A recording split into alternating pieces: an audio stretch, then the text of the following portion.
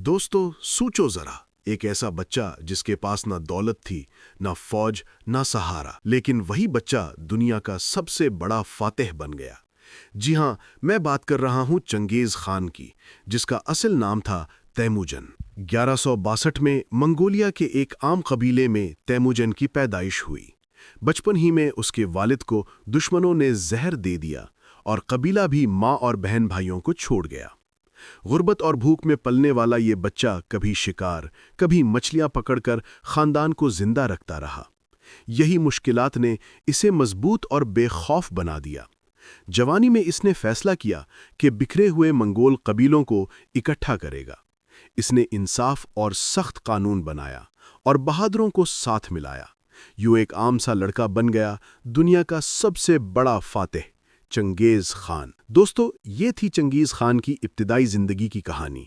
अगर वीडियो पसंद आई हो तो लाइक और सब्सक्राइब करें और कमेंट में अपनी राय जरूर दें।